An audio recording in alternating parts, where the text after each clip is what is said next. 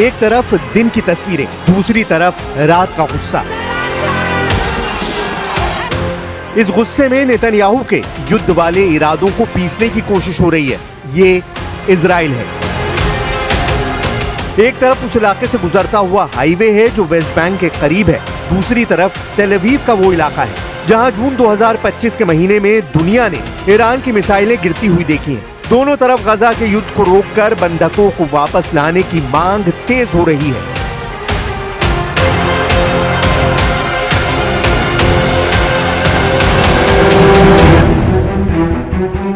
Netanyahu ऐसे भंवर में फंसते हुए नजर आ रहे हैं जिसमें उन्हें ऐसी लहरों ने घेरा हुआ है जिससे पार पाना अब नेतन्याहू के लिए मुश्किल होता जा रहा है। इसमें नेतन्याहू के गजा प्लान को लेकर हमास का खतरा भी है, इसमें बंधकों की रिहाई को लेकर जनता का गुस्सा भी है और इसमें ईरान से बढ़ रहा तनाव भी है जो युद्ध विराम के बाद और तेज होता जा रहा है।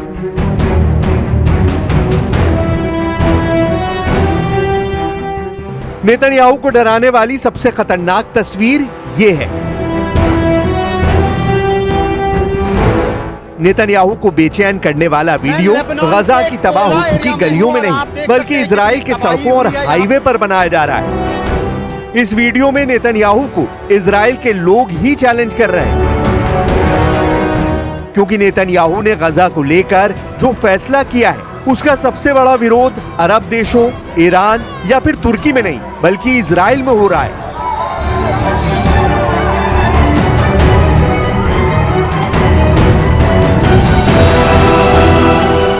लोग हाईवे और सड़कों पर बैठकर रास्ता रोक रहे हैं ताकि इस प्रदर्शन की आवाज नेतन्याहू के कानों तक पहुंचे। I'm here today because this is our last chance to stop the insanity, stop the war, stop the government from sacrificing our hostages, sacrificing many more soldiers, sacrificing basically us and the Palestinian people for its own political gain. I'm here because you have to stand for life and you have to do whatever you can to stop it.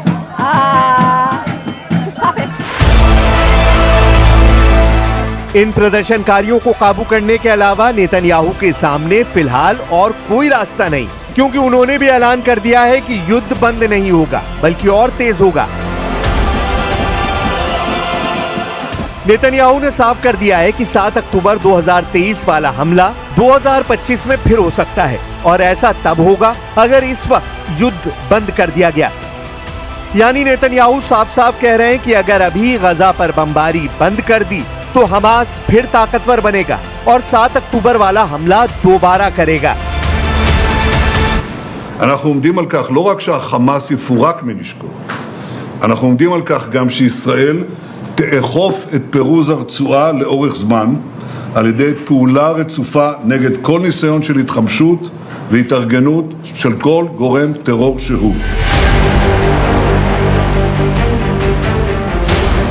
Netanyahu गजा पर 100% कब्जा करना चाहते हैं, यानी पूरा का पूरा गजा control करना नेतन्याहू के एजेंडे में है। अभी इजराइल का गजा के 75% इलाके पर कब्जा है और 25% ऐसा इलाका है जहां गजा के करीब 20 लाख लोग टूटी फूटी इमारतों और टेंट में रह रहे हैं।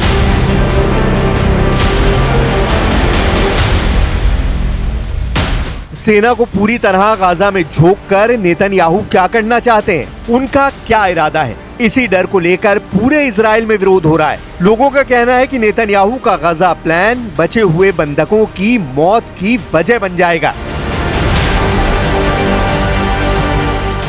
गाजा में मौजूद इजरायली बंधकों में से एक का वीडियो इस वक्त वायरल हो रहा है।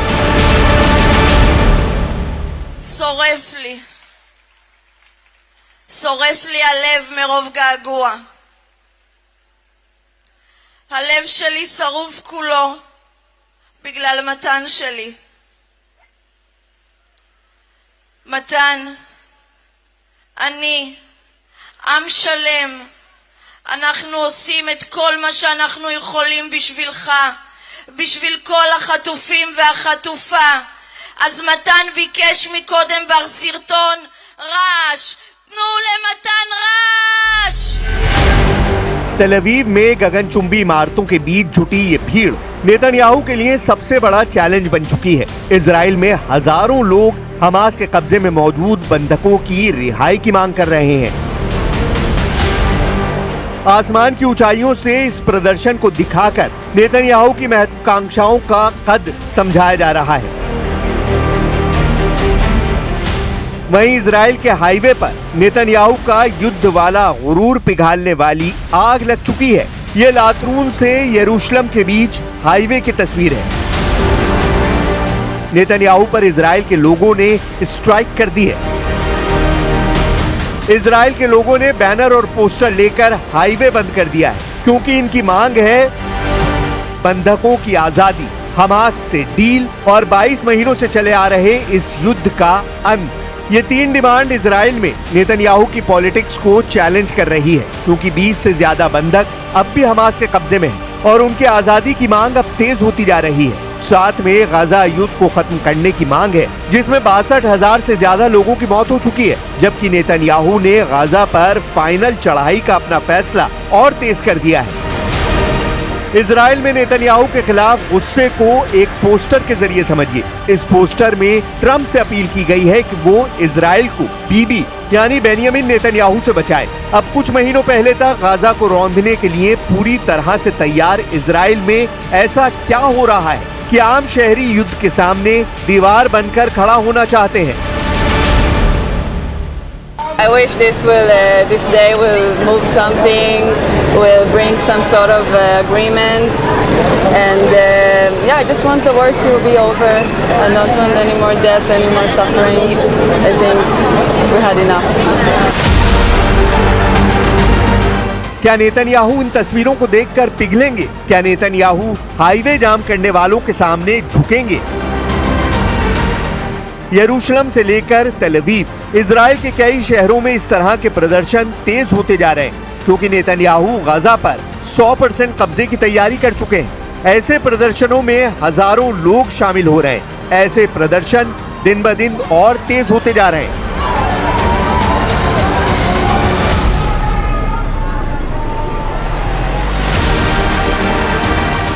नेतन्याहू के गुस्से को लेकर एक बड़ी खबर यमन से भी है। यमन पर इजराइल ने बहुत बड़ा हमला किया है। यमन की राजधानी सना में इजराइल की नौसेना ने मिसाइल से अटैक किया और एक बड़ा पावर प्लांट उड़ा डाला। गाजा का युद्ध शुरू होने के बाद से इजरायली नौसेना ने यमन पर दूसरी बार हमला किया है, जबकि इजराइल अब तक यमन पर 14 स्ट्राइक कर चुका है। इजराइल ने अब तक यमन पर लड़ाकू विमानों से हमले किए हैं, ड्रोन से हमले किए हैं, अब जमीन से जमीन पर मार करने वाली मिसाइलों से भी हमले किए जा रहे हैं। इजराइल से यमन 1800 किलोमीटर दूर है और यमन के खिलाफ उसके सभी ऑपरेशन बहुत बड़ी तैयारी के साथ अंजाम दिए जाते हैं। वैसे यमन की पब्लिक भी गुस्से में है। यमन कई बार इजराइल को अपनी मिसाइलों से दहला चुका है। हालांकि यमन की तरफ से इजराइल पर लॉन्च की गई ज्यादातर मिसाइल और ड्रोन रास्ते में ही इंटरसेप्ट कर लिए जाते हैं, लेकिन यमन इजराइल पर लगातार हमले करते रहता है और इस भीड़ ने तो नेतन्याहू को बहुत ज्यादा परेशान कर दिया है। इसीलिए कहा जा रहा है कि नेतन्याहू ऐसे भंवर में फंसते नजर आ रहे हैं जिसमें उन्हें ऐसी लहरों ने घेरा हुआ है जिससे पार पाना अब उनके लिए वक्त के साथ मुश्किल होता जा रहा है। नेतन्याहू के गाजा प्लान को लेकर इजराइल में ज्यादा जोश नजर नहीं आ रहा। अक्टूबर में जिस युद्ध को 2 साल हो जाएंगे, अब उसी युद्ध में नेतन्याहू खुद घिर चुके हैं। उनके सामने हमास का खतरा, बंधकों की रिहाई का मुद्दा है और ईरान के साथ यमन से बढ़ रहा तनाव भी है।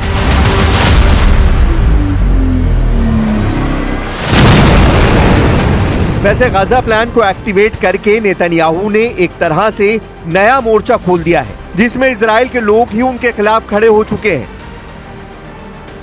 नेतन्याहू अब तक इजराइल की पब्लिक को गाजा प्लान के लिए तैयार नहीं कर पाए हैं और उनका गाजा पर पूरी तरह कब्जा करने का इरादा अटल नजर आ रहा है। Will Israel take control of all of Gaza? We intend to. Well, we don't want to keep it. We want to have a security perimeter. We don't want to govern it. Gaza से आया ये नया video देखिए, जिसमें वैसे तो नया कुछ भी नहीं है, क्योंकि पिछले 2 महीनों से गाजा में यही हालात बने हुए हैं। खाने की कमी और गाजा का ब्लॉकेड अब यहाँ भूख की तड़प को बढ़ाते जा रहे हैं। गाजा में भूख से अब तक 239 लोगों की मौत हो चुकी है। इनमें 106 तो बच्चे थे। इजराइल की सेना का आरोप है कि गाजा पहुंचने वाली रसद को हमास लूट रहा है, जबकि गाजा की तस्वीरों से साफ होता है कि यहाँ के लोग बमबारी से ज्यादा अब भूख को बर्दाश्त नहीं कर पा रहे। أنا من الصبح لحتى الآن ما أكلتش، والله العظيم ما أكلت. هاي من الصبح هاي طنجرتي فاضية، بحاول أوفر حبة رز عشان أفطر فيها لحتى الآن ومش قادر أوفرها. وإحنا هنا بنيجي كل يوم عشان نوفر حبة رز للأولاد، ويا ريت بنقدر نوفرها. هاي الطنجرة فاضية، لا عبيت ولا حاجة، وكلها قصص ومشاكل وعويصة. فهذه الأمور كتير صعبة. إحنا بدنا حل هيك وضع. هيك الوضع ما بزبط كتير، يعني هيك اللي بصير فينا احنا حرام وظلم. كل الناس عايشة بأمان، مش اللي احنا عايشين برعب وخوف وذل ومجاعة.